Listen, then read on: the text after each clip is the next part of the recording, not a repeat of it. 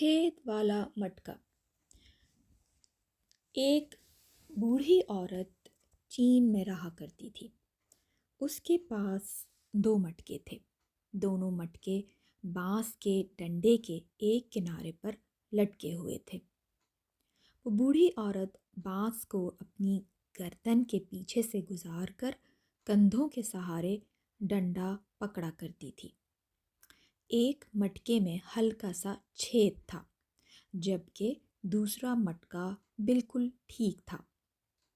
ہر روز بوڑھی عورت چشمے سے پانی بھر کے لاتی تھی، مگر جس مٹکے میں چھید تھا اس کا پانی گھر پہنچتے پہنچتے آدھا رہ جاتا تھا۔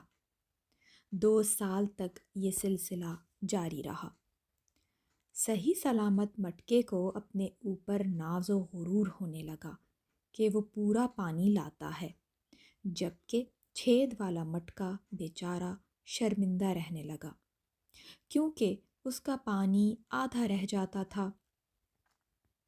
ایک دن چھید والے مٹکے نے ہمت کر کے بوڑھی عورت سے کہا کہ وہ اسے تبدیل کروا کر کوئی صحیح سلامت مٹکا لے لے تاکہ چشمے سے گھر پہنچنے تک پانی پورا اس مٹکے میں رہے اور ضائع نہیں ہو۔ وہ چونکہ اس میں چھید ہے اور وہ پانی لانے کے قابل بھی نہیں ہے۔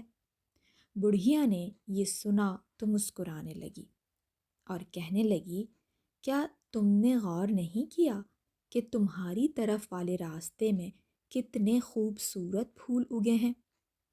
مجھے معلوم تھا کہ تم میں چھید ہے، لہٰذا میں نے تمہاری طرف والے راستے میں پھولوں کے بیج ڈال دیے تھے، اور جب تم اس راستے سے گزرتے تھے تو تمہارا پانی ان پھولوں کے بیجوں پر پڑتا تھا، اور دیکھو پانی پڑنے کی وجہ سے آج کتنے خوبصورت اور رنگ برنگے پھول صرف تمہاری وجہ سے اگائے ہیں، اور مجھے بھی زیادہ محنت نہیں کرنا پڑی۔ میں ان سب پھولوں کے گلدستے بنا کر اپنا گھر سجاؤں گی۔ میں تمہارے بغیر یہ سب نہیں کر سکتی تھی۔ بے شک ہر کسی میں کوئی نہ کوئی خوبی ہوتی ہے اور کوئی نہ کوئی کمزوری بھی ہوتی ہے، مگر اصل مزہ تو یہ ہے کہ آپ کسی کی خامی کو کس طرح خوبی میں تبدیل کرتے ہیں، اور اس کی خامی کو یہ نہیں بتا کر کہ یہ اس کی کمزوری ہے، اس کی دل آزاری نہیں کرتے۔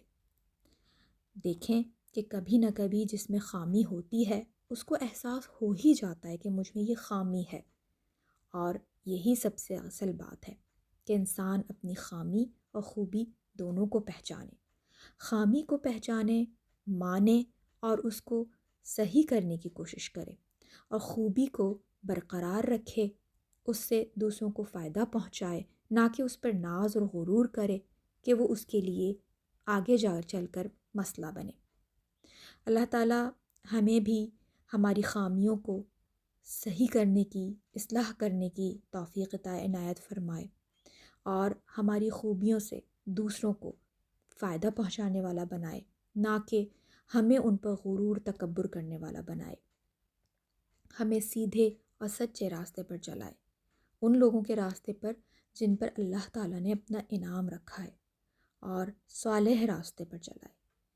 آمین ثم آمین یا رب العالمین۔